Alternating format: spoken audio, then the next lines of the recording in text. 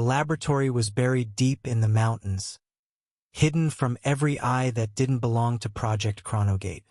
It was a facility that existed off the books, funded by multiple governments and private interests alike, each one hungry for what the future could offer.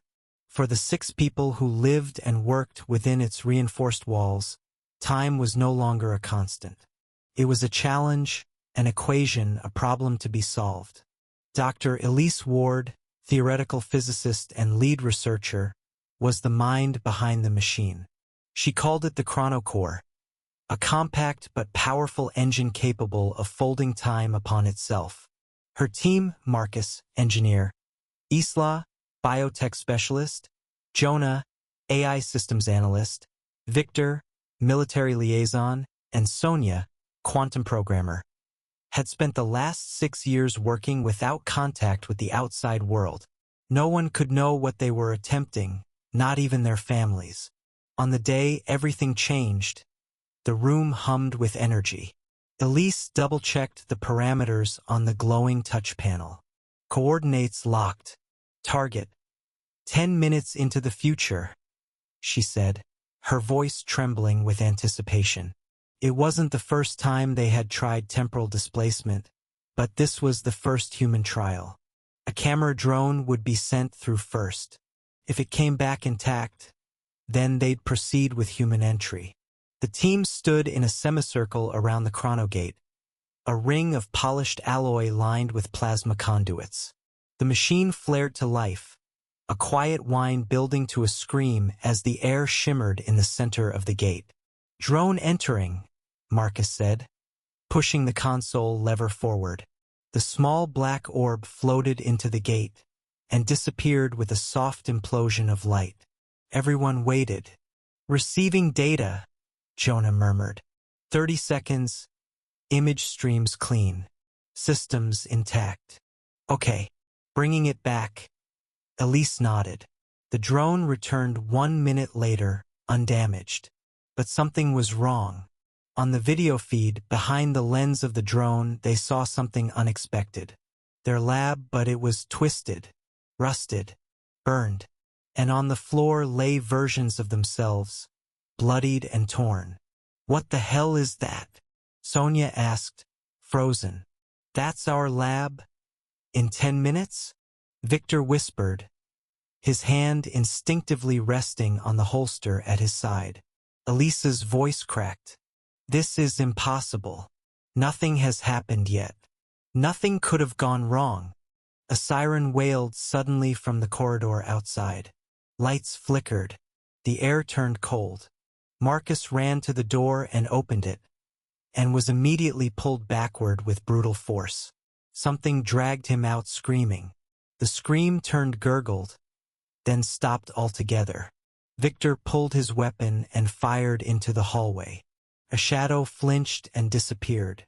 They slammed the door shut and sealed it. "What was that?" Isla cried, her face pale. Jonah turned to the drone feed again. The video showed another version of the lab 1 minute later now. More bodies. More blood. But this time their bodies moved, twitched, got up. "Look at their faces," Sonia whispered. They did. It was themselves, but altered, grotesque. Eyes pale, skin blotched with disease, their movements jerky and unstable. "Those are us," Elise whispered. "From an alternate version. Infected. Somehow, they came back." Jonah's fingers danced over the keyboard. "I'm detecting temporal echoes. More than one. Multiple streams collapsing into this one. Whatever we did, it triggered a cascade." "You're saying we opened a loop?" Victor said. "A loop and a breach. Across timelines. We're bleeding into each other."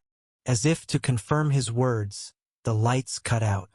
In the flickering emergency glow, another Elise stepped through the gate. Half her face missing, teeth clicking wetly, her skin a mess of tumors and decay. She lunged.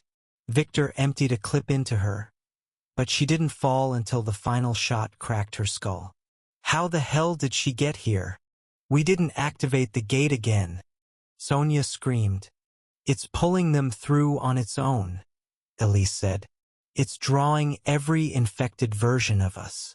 And they're all trying to escape their own timelines by invading ours. They realized what had happened. Somewhere in the future or in another reality, they had gone through the gate and brought something back. A virus, an infection. It spread through them, then through the machine.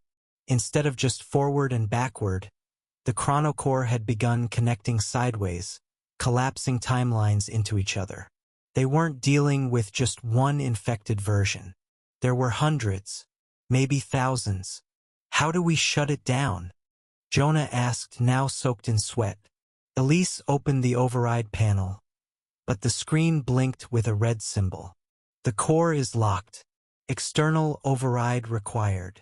So we go in, Victor said. One of us has to go through and disable it from another point in time. I'll do it, Elise said without hesitation. No, Isla said, stepping forward. If you're compromised, you'll be the root. The virus could be inside you already. They argued for minutes. Then Jonah, shaking, volunteered. I can do it. I know the systems. And I have nothing waiting for me outside this lab. There was no time to protest. The infected versions were arriving faster. One by one, new figures appeared through the gate, mutated beyond recognition. Some had extra limbs. Others glowed with energy. One version of Victor was half-machine, dragging a weaponized arm that fired sonic bursts. Jonah ran into the gate with a core disruptor strapped to his back. The instant he disappeared, the room went dark again. Elise screamed in rage as another Isla crashed through a side window, blood bubbling from her throat as she attacked the living Isla. The two women fought, screaming, until Elise grabbed a fire axe and brought it down on the infected version's head. Only 4 remained now. Elise, Sonia, Isla, and Victor. Seal the lab, Elise said. This is containment. We may not survive, but the world might. But if Jonah makes it, Sonia began. He won't survive, Victor said. None of us are. But he might reset the loop. Keep the infection from spreading. One by one, the glass shielding broke. Dozens of them stormed the lab. Every timeline's worst version of them. Elise screamed as she swung the axe again, slashing at a version of herself with no eyes and tendrils writhing from her spine. The last thing she saw was the chronogate pulsing white-blue, then fading as Jonah's disruptor exploded in another time. Everything went black. And then, Elise awoke. She sat up in the lab. It was clean, bright, whole. The gate stood dormant. Her team was there, alive, laughing. Elise, Marcus said. You okay? You zoned out. She blinked. What happened? You just launched the drone. Came back fine. No issues. She stared at the screen. No blood. No bodies. But in the reflection on the glass, she saw herself. A flicker. A crack in her smile. And deep in her eyes, something twitched. Something else. The infection was not in the lab. It was inside her. And the loop, it had just started again.